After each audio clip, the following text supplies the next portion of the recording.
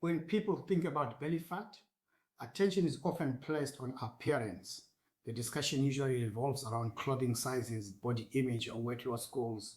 At the same time, the body does not view abdominal fat purely as a cosmetic issue. From a physiological perspective, belly fat can provide important information about metabolic health.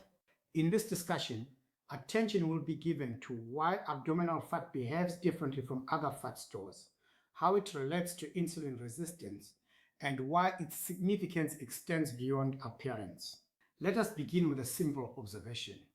The body stores energy in the form of fat. This is a normal and necessary process. Fat serves important functions. It provides energy reserves. It supports hormone production. It contributes to insulation and protection. The presence of body fat is not inherently a problem. What matters is how much is present, where it is stored, and how it interacts with other systems. This distinction changes the conversation considerably. Not all fat behaves in exactly the same way. Some fat is stored closer to the surface of the body. Other fat is stored deeper within the abdominal cavity. This deeper abdominal fat is commonly referred to as visceral fat. What makes visceral fat important is not simply its location, it is the way it interacts with physiology. This is often overlooked. Visceral fat is biologically active. It participates in signaling processes throughout the body. It influences inflammation. It influences insulin sensitivity. It influences metabolic regulation. In other words, visceral fat behaves more like an active participant in metabolic health than a passive storage site. Now consider insulin resistance. As discussed previously, insulin helps move glucose from the bloodstream into cells. When cells become less responsive to insulin, the body compensates by producing more of it. Over time, this altered signaling environment can influence how and where energy is stored. A different pattern begins to emerge. The body may become increasingly efficient at storing energy while becoming less efficient at using it. This helps explain why abdominal fat and insulin resistance are frequently observed together. One does not automatically cause the other in isolation. Rather, they often develop as part of the same broader metabolic picture. It is worth pausing here. Many people assume that weight alone tells the entire story. In reality, body composition often provides more useful information than body weight by itself. Two individuals may weigh the same, yet their metabolic health may be very different.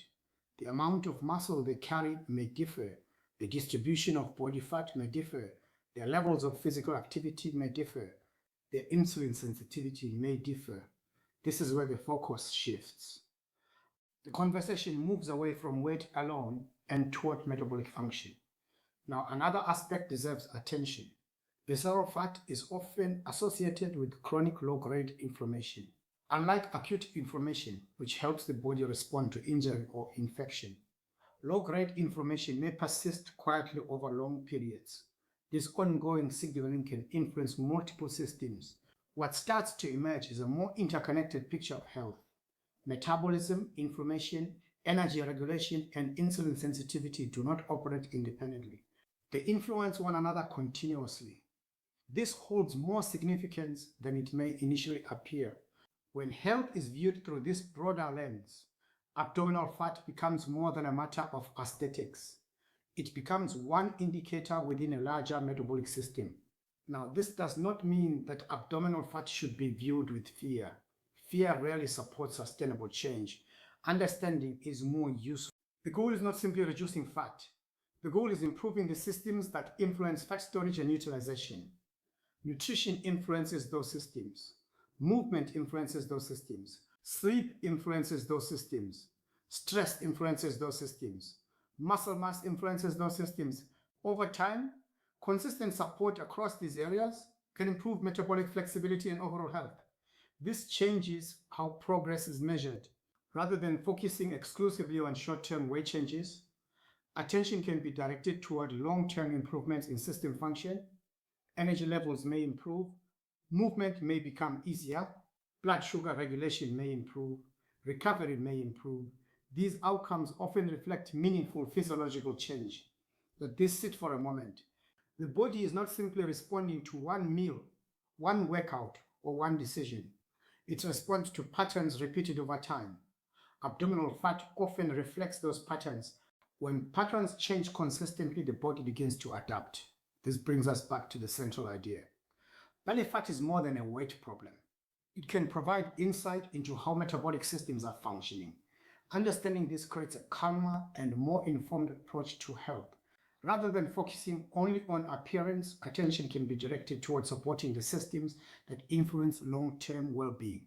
In future discussions, we will continue exploring how metabolism, insulin sensitivity, and lifestyle systems interact over time.